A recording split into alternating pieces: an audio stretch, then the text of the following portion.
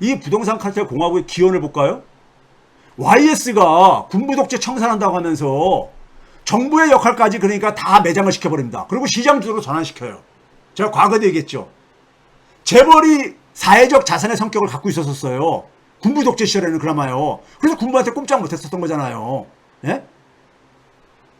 근데 재벌 자본들한테 완전히 날개를 달아준 거예요.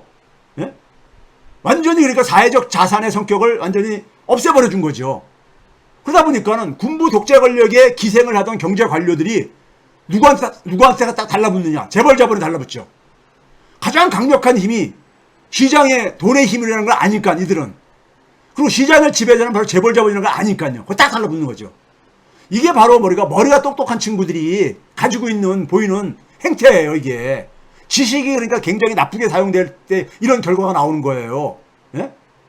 DJ는 철저한 민주주의자였었죠. 철저한 인권을 사랑하는 이런 존재였었죠. DJ 국민정부가 시장경제와 민주주의 균형 발전을 내쳤잖아요. 방향은 옳지요.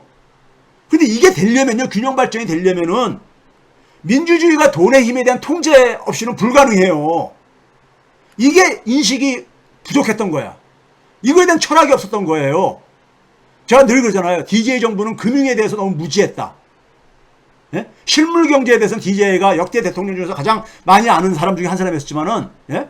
제가 볼 땐 이재명 후보하고 DJ가 거의 비슷합니다. 그런 점에서는요. 근데 금융에 대해서 너무 몰랐던 거야. 그래서 DJ 때 역설적으로요, 모피아가 만들어집니다. 모피아가 만들어져. 우리나라 금융 시스템이요, 외환위기 이후에 월가의 논리, 월가 자본의 논리대로 그대로 재편되어집니다. 예? 그러면서 금융자본이 재벌자본과 더불어서 금융자본이 또 하나의 시장을 지배하는 세력이 하나 등장한 거예요. 재벌자본, 금융자본의 그 수완으로 사는 게 모피아인 거고요. 그 결과가 부동산 카르텔의 등장입니다. 노무현 정부와 문재인 정부는 노무현 대통령 굉장히 멋있는 분이죠. 매력적인 분이죠. 매력적인 지도자지요. 예? 그런데 돈의 힘에 대한 통제 없이 민주주의가 불가능한 철학이 빈곤했습니다. 노무현 대통령을 모셨던 이들이 제가 그래서 당시에 노무현 정권을 만든 사람들하고 중에 일부 아는 사람들이 있었는데 저보다 뭐 참여 이런 얘기를 할 때마다 제가 안 했던 이유가 이게 철학이 없었기 때문에. 철학이 없었기 때문에. 예? 이거 안 하는 이상에는요, 돈의 힘이 지배하는 한 민주주의라는 것은 기대하지 마세요. 불가능합니다. 예? 문재인 대통령은 더군다나 아예 사고 자체가 없었죠. 그러니까 모피아를 갖다 썼지. 그러니까 이 두 정권이 여러분들 공통점이 뭡니까? 부동산 카르텔에 의해서 정권이 붕괴됐잖아요. 노무현 정권 때 부동산 문제, 문재인 정권 때 부동산 문제 다 이게 터져나왔잖아요. 부동산 카르텔에 의해 가지고 사실 살해당한 거예요. 살해당한 거라고. 우리가 이런 짓을 언제까지 반복해야 되냐고요. 예? 우리가 이런 짓을 언제까지 반복해야 되냐고요. 제가 그랬잖아요. 인간은 기본적으로 근대사회의 기막힌 발명품이요. 여러분, 영국의 산업혁명은 사회혁신 때문에 가능했던 겁니다. 민주주의라는 거하고 소위 말해서 불안화폐의 사용, 예? 중앙은행 시스템의 발명으로 인해서 소위 말해서 산업혁명이 가능했던 거라고 제가 얘기를 하잖아요. 근데 민주주의가 바로 뭐냐면 시장은 바로 뭐예요? 돈의 힘이 지배하는 곳이잖아요. 이론 일표가 작동하는 곳이잖아요. 시장은 철저하게 돈의 힘이 지배하는 곳이에요. 이거를 견제할 곳이 없으면은요, 견제하는 곳이 없으면은 인간 사회는 지속 불가능합니다. 야만 사회로 전락해요. 소위 동물들 사회보다 더 야만적인 사회로 전락할 수밖에 없어요. 이걸 견제하기 위해서 만든 게 바로 민주주의입니다. 1인 1표요. 그러니까 민주주의가 소위 돈의 힘을 그러니까는 통제하지 않는 이상에는요, 민주주의라는 것은 불가능해요. 특권층 사회로 다시 돌아가집니다. 그러니까 돈의 힘이 좌우하는 정치. 그게 바로 뭡니까? 금권 과도적이잖아요. 이건 민주주의가 아니잖아요. 민주주의가 없으면은 사회 정의 구현은 불가능합니다. 정의라는 게 뭡니까? 우리가 사회라는 걸 구성하고 살면서 사회 유지에 필요한 최소한의 도리가 정의잖아요. 사회 유지에 필요한 최소한의 도리가요. 제가 이걸 여러 가지 보여드렸죠. 자, 인간은 사회적 동물이에요. 그러니까 인간이 그러니까 다른 동물과 달리 생산활동을 해요. 필요한 걸 스스로 만들어낸다 이거죠. 그 만들어낸 것 중에서 사회적 몫을 떼어내는데 그 사회적 몫이 가장 1차적으로 배분되는 게 뭡니까? 모든 사회 구성원한테 최저 생계에 필요로 하는 소득을 제공해줘야 되는 거예요. 그렇잖아요. 함께 만들어냈으니까 최소한의 기여를 받아야죠. 그게 바로 기본소득입니다. 요즘 이재명 대표가 얘기하는. 예? 그 다음에 이 사회적인 몫을 가지고 뭘 만들어냈습니까? 중앙은행 시스템을 만들어냈잖아요. 인류 역사에서 불안화폐가 처음 등장하게 되는 겁니다. 그 전까지는 태환화폐였었어요. 우리가 종이돈을 뭘 믿고 이걸 거래하냐고요? 종이돈을 뭘 믿고 거래하냐고요? 중앙은행이 만들어지기 전에는요, 종이돈을 거래되는 종이돈은 은행들도 발행했었습니다. 종이돈은 금으로 언제든지 바꿔준다는 걸 전제로 해가지고 유통이 됐었어요. 근데 중앙은행 시스템이 만들어지면서 불안화폐, 금으로 안 바꿔주잖아, 이제는요. 우리 5만원권 가지고 와서 한국은행한테 나 금으로 바꿔줘. 미친 사람 취급받죠. 예? 근데 이게 어떻게 이 종이돈이 가치가 보증되냐고요? 정부가 보증한 거잖아요. 정부가 대통령이 보증하는 겁니까? 아니잖아요. 정부의 경제력입니다. 정부의 경제력이라는 게 뭐예요?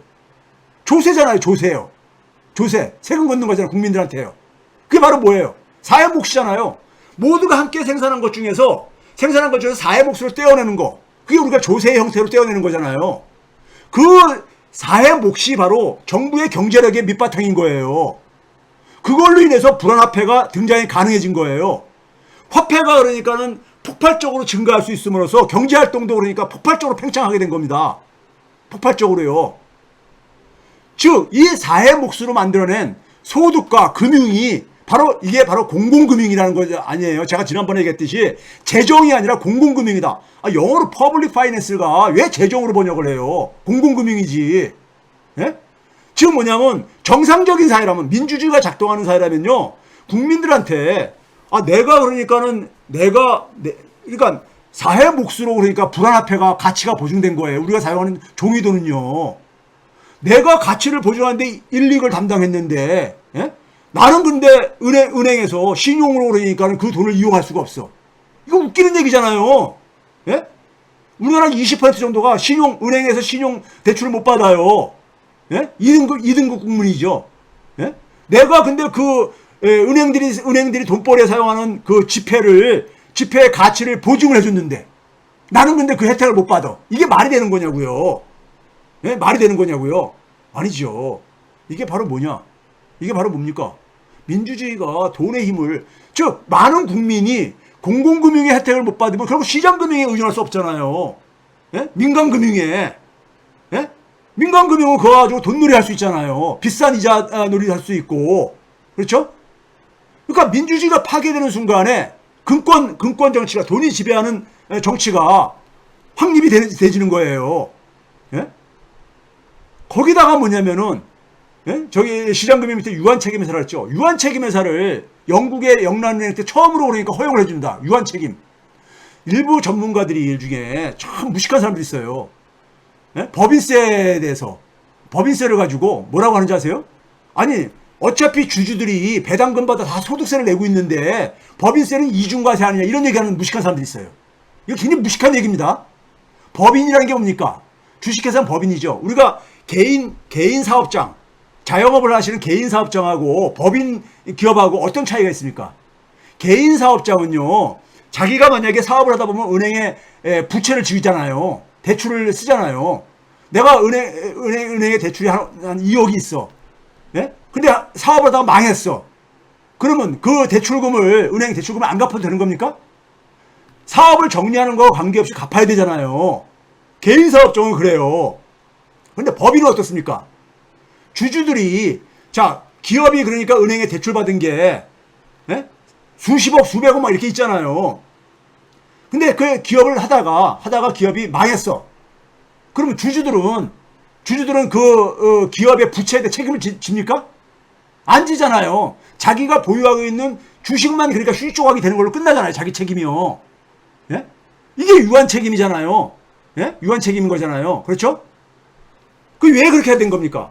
법인을 그러니까 인격체로 만들어준 거잖아요. 예? 그러니까 법인한테 책임이 있다 이거죠. 법인이 빌린 거지 주주가 빌린 게 아니라 이거죠. 예? 그 법인 청산하는 걸로 끝을 냈잖아요. 엄청난 특혜잖아 이거요. 개인 사업장에 비해서요. 그렇죠? 그런 특혜를 줬기 때문에 법인도 당연히 소득세를 내야 되는 거죠. 법인세를. 예? 이게 무슨 그런데 이게 무슨 이중과세예요? 그 이중과세 하기 싫으면요. 법인 해체하면 돼요. 법인 혜택 안 받으면 된다고. 그렇잖아요. 그게 공정한 거잖아. 근데 이렇게 한 이유가 뭐냐면요. 이런 혜택을 주면서 그러다 보니까 어떻습니까? 투자자들의 그 투자에 대한 리스크가 위험성이 많이 완화되잖아요. 예? 책임이 그러니까 상당히 그러니까 줄어들잖아요. 소위 말해 요즘 식으로 보게 되면 벤처 자본 같은 게 활성화가 될 수 있었던 거예요. 그래서 산업혁명이 가능했던 겁니다. 기술혁명 이전에 기술이 하나 혁명적으로 발전하려면 사회혁신이 먼저 선행돼야 됩니다. 그게 바로 영국이 민주주의, 중앙은행 시스템, 유한책임회사, 이게 바로 사회혁신이었던 거예요. 그걸로 영국이 산업혁명이 일어난 것이고 영국이 그러니까 대영제국을 19세기에 건설할 수 있었던 겁니다. 예? 민주주의와 시장경제의 균형을 만들어낸 거예요. 균형을. 엄청난 게 창조물이죠. 그걸로 인해 가지고 근대 자본주의가 지금 300년 이상 이렇게 생명력을 유지하고 있는 거예요. 그러니까 공공금융이라니까. 공공금융 기본적으로 뭡니까요? 인간은 사회적 동물인데서 명제 출발해가지고 그 중에서 사회몫으로 만들어낸 것들. 사회몫 중에서 그러니까 1차적으로 배분받아야 될 게 모든 사회 구성원들이 최저 생계에 필요한 소득을 배분받을 권리를 갖고 있는 거야. 이건 시혜가 아니에요. 복지가 아니야. 이건 권리예요, 권리. 존 스튜어트 밀이 그렇게 얘기를 했잖아요. 이건 권리야, 권리. 그 다음에 그 사회적 몫으로 그러니까 만든 불안화폐. 당연히 그러니까 기본적으로 금융을 이용할 권리를 갖고 있죠. 그게 기본금융이에요. 이건 국민의 기본적인 권리야. 이거 못 찾아 먹으니까는 개돼지 소리 듣는 거라고요. 특권층들한테. 예? 국민이 자신의 권리를 그러니까는 모르고 살고 이걸 제도적으로 확립을 못 해주니까는 민주주의가 그렇게 쉽게 무너지는 거예요. 예? 아니 경제력이 뒷받침되지 않는 정치력이라는 게 어디 있습니까? 예? 경제력이 뒷받침되지 않는 정치력이라는 게 어디 있냐고요? 물적 토대가 없는 정치력이라는 것이요. 예? 자, 이거를 DJ 김대중 노무현 문재인 때 이걸 못한 거예요. 이걸 하겠다고 하는 거야. 이재명은요. 사회를 정상적인 사회를 만들겠다는 얘기예요. 민주주의 사회를요. 빨갱이 사회가 아니라 사회주의가 아니라 진짜 민주주의 사회 를 만들겠다는 거예요. 예? 17세기 18세기에 소위 말해서 계몽주의 사상가들이 얘기했던 그 사회를 만들겠다는 거야. 우리 사회는 그 사회조차도 안 된 거예요. 예? 그런데 이거를 가지고 국민들이 스스로가 뭐냐면 우리가 어떻게 그런 권리를 갖고 스스로가 위축돼가지고 조중동의 어떤 세뇌에 의해가지고 이렇게 하게 되면은 사회 몫을 떼어내면 떼어낼수록 개인들이 그러니까 시장을 지배하는 사람들이 먹을 몫이 줄어들잖아요. 예? 금융자본이 돈벌이가 그만큼 줄어들잖아요. 예? 그래서 이들이 그러니까 이재명을 죽이려고 하는 거예요. 이들은 기본적으로 돈의 힘을 숭배하는 집단들이거든요. 돈의 힘만이 영원한 권력을 보장해준다는 걸 알거든요. 이 사람들은요. 예? 돈의 힘만이. 예? 그런데 왜 민주시민들은 돈의 문제에 대해서 이렇게 무지하냐고. 예? 왜 이렇게 무지하냐고요. 자신의 권리조차도 왜 주장을 못하냐고요. 이걸 이재명이 얘기하니까 이재명을 죽이려고 하는 거야. 예? 이 기본사회 개념을 철학적으로 이 기본금융을 지난 대선 때 제가 만들어 드린 거고요. 예? 페이스북에 글을 올려가지고. 예? 이런 것을 이해하는 나라에서는 어떤 사고가 나오냐. 제가 여러 번 보여드렸죠. 크루그만이. 미국 연방정부는 그러니까는 국가 채무를 원금은 갚지 않아도 된다. 만기 들어오면 차원하면 된다. 이런 얘기가 그런 사회에서는 정상적인 얘기가 나오는 거예요. 아베도 그런 얘기를 했었다고 얘가 얘기했잖아요. 예? 그렇죠? 우리나라에 기본적으로 예? 기획재정부가 화폐하고 외환 업무를 다 장악하고 있어요. 예? 그리고 한국은행이 그러니까는 기획재정부에 손아귀에 있는 거죠. 한국은행법을 보게 되면 기획재정부 거시정책과 관리를 받게 돼 있고, 은행법은 뭐냐면 금융위원회 그러니까는 권리를 받게 돼 있고, 예? 금융위원회가 그러니까 은행을 그러니까 영업을 중지시킬 수도 있고, 허가를 취소할 수도 있고, 이런 권리를 갖고 있다고요. 이게 왜 그런 거냐? 현대 금융 시스템이 그렇게 만들어진 거예요. 법은 그렇게 돼 있어. 근데 이걸 있잖아요. 박근혜 정권이라든가 이명박 정권이라든가 보수 정권에서 이걸 잘 이용을 해요. 잘 이용을 해. 근데 민주정권에서는 이걸 제대로 활용을 못해. 에?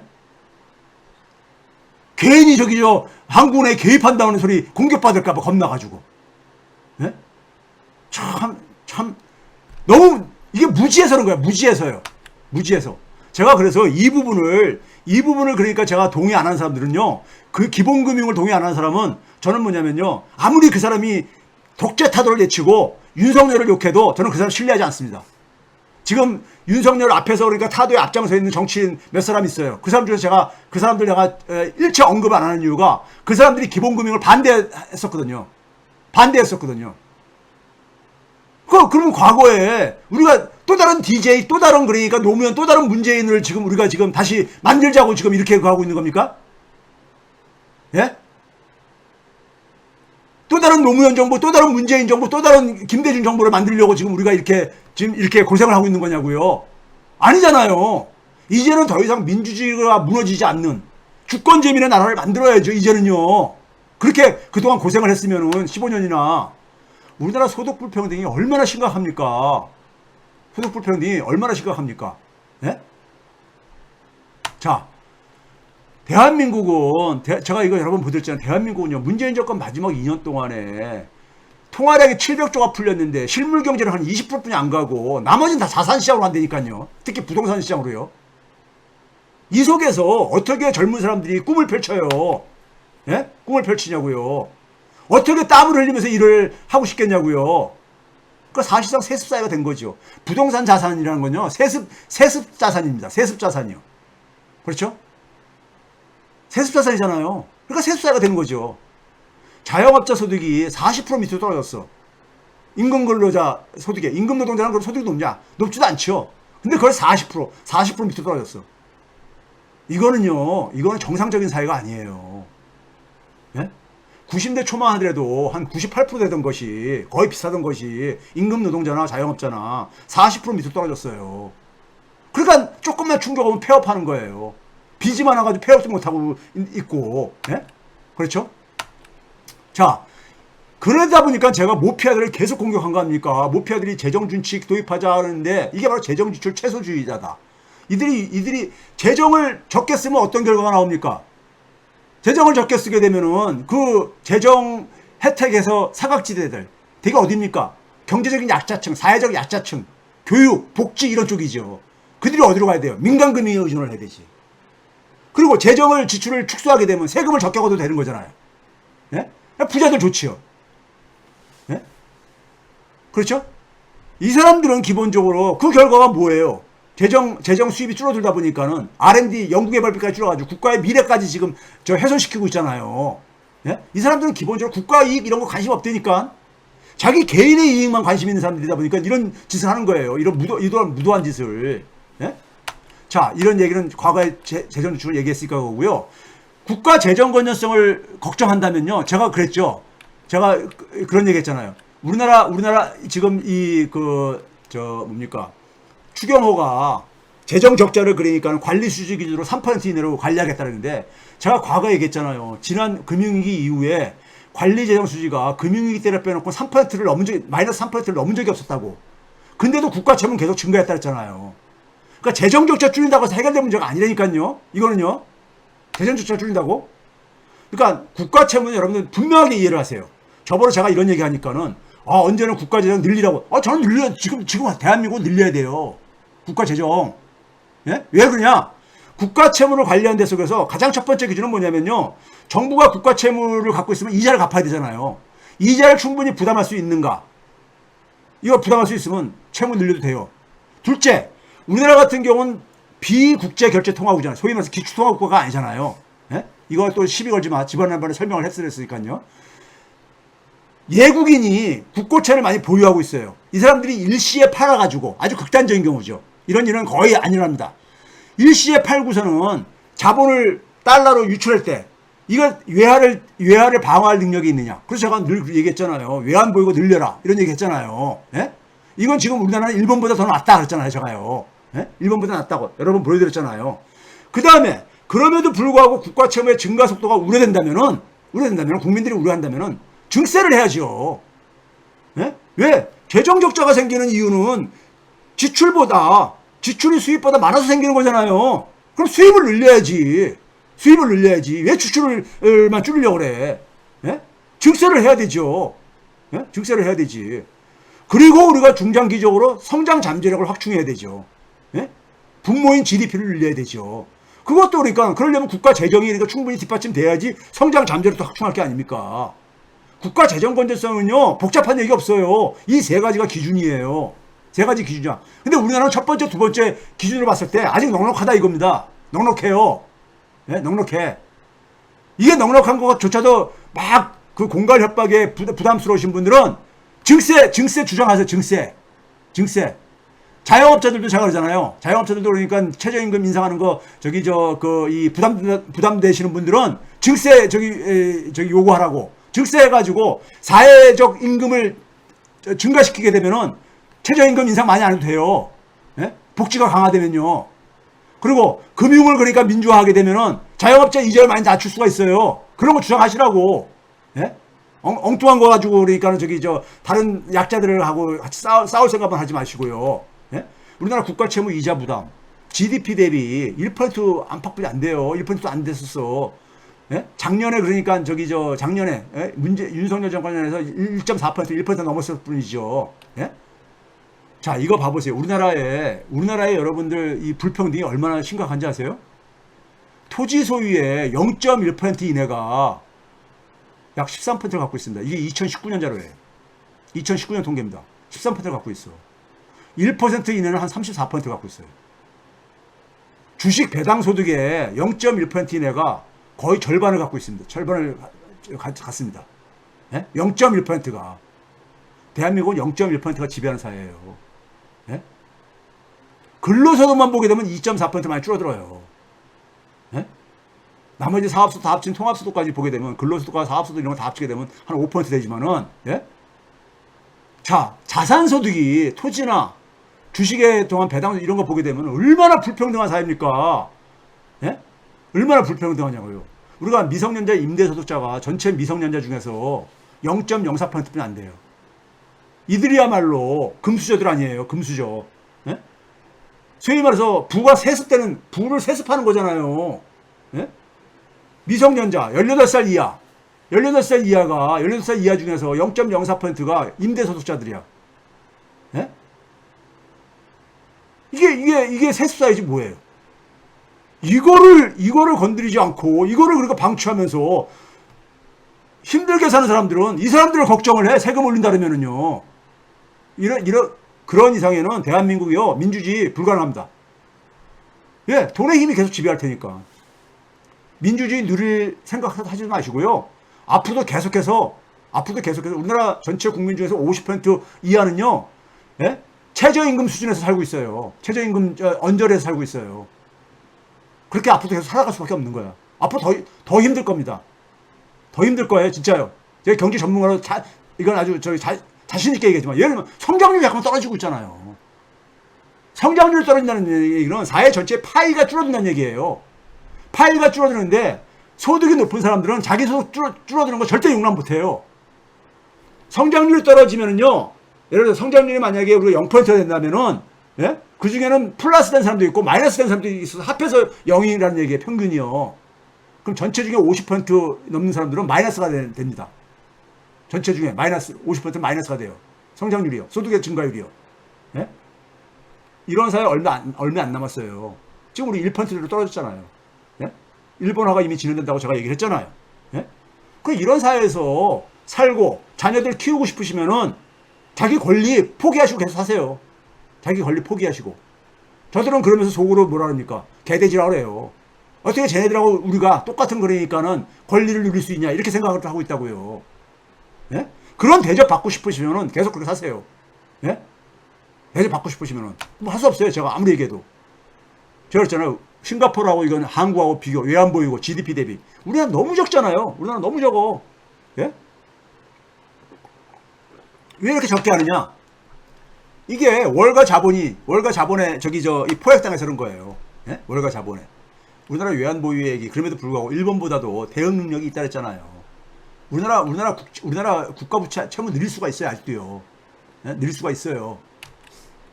자, 이거는 재정지출 최소주의가 어떤 경제적인 비극을 낳느냐. 이거 제가 여러 번 보여드렸죠. 이게 우리가 지금 겪고 있는 지난 윤석열 정권의 1년의 현 주소예요. 예? 한국 사회 정상화, 미래 만들려면요, 민주주의 복원해야 되고, 민주주의라는 게 별게 아니에요. 주권 재민입니다. 국민의 기본적인 권리를 그러니까 제도화해야 되는 거예요. 제도화. 그게 이재명의 기본사회인 거예요. 그게 이재명의 기본사회인 겁니다. 예? 이번 이재명의 기본사회인 거예요. 그러다 보니까 특권층들은 민주주의가 너무 싫은 거야. 왜? 자기들이 특권을 못 누리잖아요. 특권을 못 누리잖아. 난 저 사람들이 왜 이렇게 특권을 이렇게 좋아하는지 모르겠어. 그냥 가족끼리 평화롭게 살 수만 있으면 되는 거잖아요. 기본적인 그러니까는 우리가 인간의 존엄이 유지가 되고 모두가. 근데 누구에게 군림하고 싶어하는 야만적인 사람들이죠. 저는 문명화가 덜 된 사람들이라고 봐요. 저 사람들은요. 문명화가. 남한테 군림하고 남한테 갑질해야지만이 뭔가 자기가 살아있다는 느낌을 받는 사람들. 이게 야만인이죠. 야만인이죠. 그 자기하고 자기 자신만 평화롭게 살 수 있으면 되잖아요. 그런 사회가 보장되지면요. 예? 근데 그게 아니야, 이 사람들은. 누구에게 군림하고 누구를 그러니까는 종처럼 부려야지만이, 예? 부려야지만이 자기가 그러니까는 행복하다고 느끼는 사람들. 이게 정신병자들이죠. 쉽게 얘기하면 정신병자들이에요. 사실. 예? 정신이 굉장히 이상한 사람들인 거죠. 사이코들이죠. 예? 제가 그랬잖아요. 이 자영업자 문제 이런 거 그거 하려면요. 예? 이거 해체 안 하거든요. 자, 그런 점에서 오늘 제가 이제 이재명은 바로 국민들의 기본적인 권리를 다시 찾아드리겠다는 거야. 그래야지만이 대한민국의 민주주의가 강고하게 된다는 얘기인 거예요. 예? 민주주의가 강고하게 된다는 얘기예요. 그러니까 김대중 민주주의, 노무현 민주주의, 문재인 민주주의에서 풀지 못한 문제를, 예? 풀지 못한 문제를 지금 그러니까 풀겠다고 하니까 특권층들은 저렇게 기를 쓰고 죽이려고 하는 거예요. 노무현보다 더 싫은 거지, 그러니까. 예? 근데 이재명은 자기의 존재 이유가 이 시대에 정치인들은 뭡니까? 시대적인 사명이 있어요. 이 시대에 김대중 역할을 하는 걸로 국민들은 만족을 못 한다고요, 이재명이. 노무현, 문재인 역할을 하는 걸로 만족을 못 하잖아요, 우리나라 국민들이요, 지금요. 그렇지 않아요? 그리고 이재명한테 기대하는 게 바로 뭡니까? 그게 바로 이재명 다움이잖아. 소위 대동세계, 억강부약으로 한마디로 압축되어지는. 대동세상 억강부약이 뭐예요? 저들은 그걸 굉장히 그러니까는, 예? 아주 그냥 불순하다고 생각하죠, 특권층들은요. 예? 대동세상 억강부약 별 대단한 얘기 아니에요. 대동세상이 뭐예요? 모두가 함께 어우러서 사는 사회. 예? 모든 국민은 그럴 권리가 있잖아요. 존엄하게 살 권리들을 갖고 있잖아요. 모두가 다 존중받으면서. 억강부약. 강자가 약자를 그러니까 누르고 힘으로 누르고 갑질하는 이런 거 없는 사회. 이게 무슨 대단한 사회입니까? 이게 무슨 빨갱이 사회예요, 이게요? 제가 얘기했잖아요. 17, 18세기에 계몽주의자들이 얘기했던 사회 수준이에요, 이게요. 우리는 이런 사회조차도 제대로 못 만든 거예요. 그러니까 민주주의가 그러니까는 그냥 이렇게 하늘로 올라갔다 땅으로 떨어지고 지하로 곤두박질 치고 이러는 겁니다. 예? 대한민국이 그러니까 1, 2년 사이에 이렇게 변하리라고 아마 해외에서도 깜짝 놀랄 겁니다. 예? 그렇잖아요. 그렇게 된 이유가 국민이 진짜 주인인 나라. 그러니까 국민이 진짜 주인인 나라라는 건 너무 거창하게 생각하시는데 그게 아니에요. 국민이 당연히 누려야 될 기본적인 권리를 그러니까, 예? 권리를 그러니까 찾는. 그래야지만이 민주주의 기반이 그러니까는 흔들리지 않는 민주주의 기반이 만들어지는 거잖아요. 대개 우리가 독재국가들의 특징이 뭐예요? 국민들이 그러니까 자기의 기본적인 권리를 못 누리는 사회가 독재국가들이잖아요. 예? 지배계급들이 되게 특권을 누리고 있는 사회가 그런 사회잖아요. 예?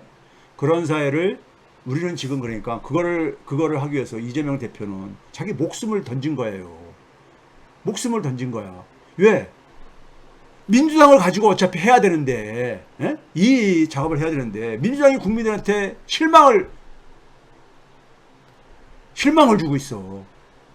그 민주당 국회의원들, 예?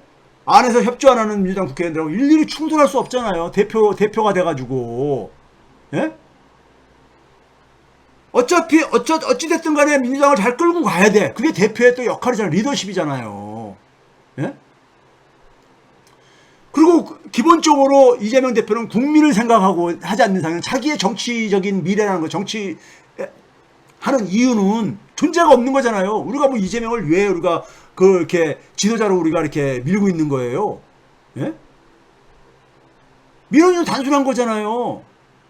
그가 꿈꾸는 대동세상 억강부역의 나라를 우리 같이 그러니까는 공감을 하니까 가는 거 하잖아요.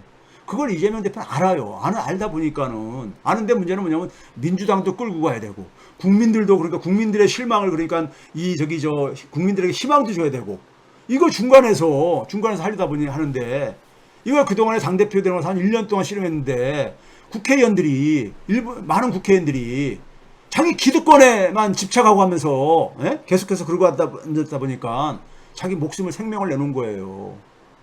국민에게 사랑받는 정당으로 탈바꿈 해달라고 자기 목숨을 내놓고 호소하고 있는 거라고 지금요.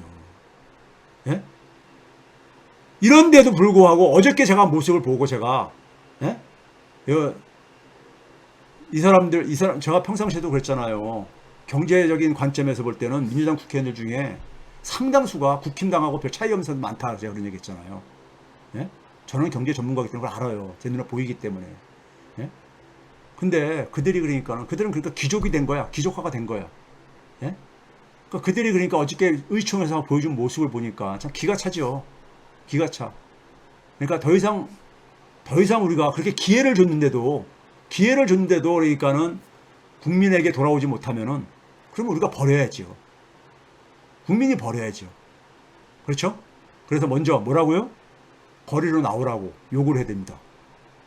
그러기 위해서는 우리가 국회 앞으로 옮겨야 됩니다. 집회 장소를 국회 앞으로 옮겨야 돼요. 예? 나오라고 하고요. 그 다음에 뭐냐면 윤석열 정권 끌어내리는데 동참하라고 요구를 해야 되죠. 앞장서가지고. 국회의원이 앞장서야죠. 그러다가 우리가 국민 대표로 뽑은 거잖아요. 예? 국회에서 아무 일도 못하면서 왜 국회 안에서 처박혀만 있냐고요. 그러면서도 여러분들 정기국회 할 수 있어요. 예? 나중에 할 때는 하면서 할 수 있으니까. 예?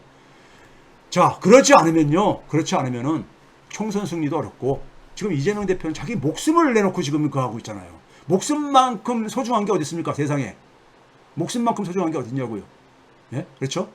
목숨을 내놓고 생명을 내놓고 지금 자기가 할 수 있는 거를 다 하는 거예요, 지금요. 국민에게 사랑받는 민주당으로 거듭나달라고. 예? 지금 이재명 대표의 무기한 단식은요, 윤석열을 향한 것도 있지만은 민주당을 향해서 하고 있는 거예요, 지금요. 자, 오늘 방송 이 정도로 마쳐야 되겠습니다.